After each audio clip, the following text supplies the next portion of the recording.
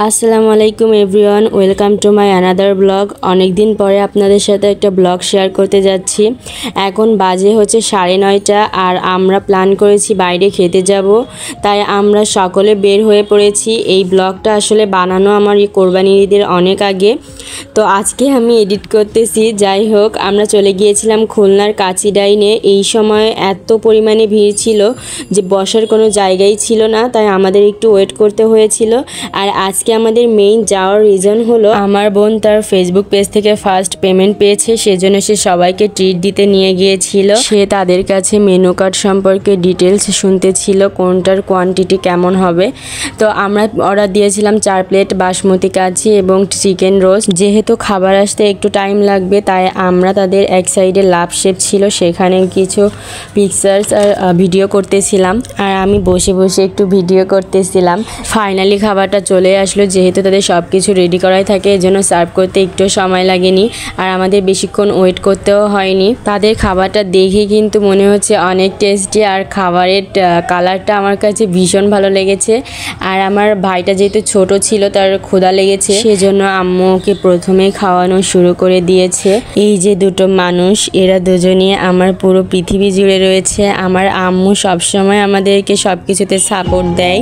কোনো বড় ধরনের ভুল করলেও ঠান্ডা মাথায় আমাদেরকে খুব সুন্দর করে বোঝায়। আমারও খুব ক্ষুধা লেগেছিল, তাই আমিও আর দেরি করি নাই, আমিও খাওয়া শুরু করে দিয়েছি। আমি কিন্তু বাসায় কখনো মাটন খাই না, কারণ আমার কাছে কেমন জানি একটা স্মেল আসে। আমার কাছে চিকেন বিরিয়ানিটাই বেস্ট লাগে সব সময়, কিন্তু আজকে এখানকার কাছিকে আমার রিয়েলি এটা খুবই ভালো লেগেছে। আর প্লেটে 2 পিস মাটন ছিল, সাথে বোরহানি, বাদাম শরবত আর সালাদ তো ছিলই। আমার কাছে বাদাম শরবতটা খুব বেশি ভালো লাগেনি, তবে তাদের রাইসটা দেখেন কত সফট আর একটু অয়েলি ছিল। মাটনটা ছিল অনেক জুসি, হাত দিলেই যেন গলে যাচ্ছিল। আর সব থেকে ভালো লাগার জিনিস হচ্ছে কাচির সঙ্গে এই আলুটা এত নরম ছিল যে হাত দেওয়ার সাথে সাথেই গলে যাচ্ছিল। আর বিশেষ করে তাদের খাবারের এই কালারটা আমার কাছে ভীষণ ভালো লেগেছে। বিরিয়ানিগুলো একটু কালারফুল না হলে আমার খাইতে একটুও ভালো লাগে না। তাদের খাবারটা অনেক টেস্টি ছিল। একটা কথা মনে পড়ে গেল, রিসেন্টলি আমি খুলনার যে কাচ্চি ভাই ওপেন হয়েছে, সেখানকার কাচ্চিও আমি টেস্ট করেছি, কিন্তু তাদের কাচ্চিটা আমার কাছে ততটাও ভালো লাগেনি। কাচ্চি ডাইনেটাই আমার কাছে বেস্ট লেগেছে। আর কাচ্চি ভাইয়ের যে রাইস আর মাটনটা ছিল, সেটাও কেমন একটু শুকনো শুকনো টাইপের ছিল। আর তাদের খাবারের সব থেকে বাজে এক্সপিরিয়েন্স ছিল, তাদের খাবারে অনেকগুলো ছাগলের লোম ছিল, যেগুলো খাওয়ার সময় পাওয়া একটা খুবই বাজে ব্যাপার। সেদিক থেকে আমার কাছে কাচ্চি ডাইনটাই বেস্ট লেগেছে।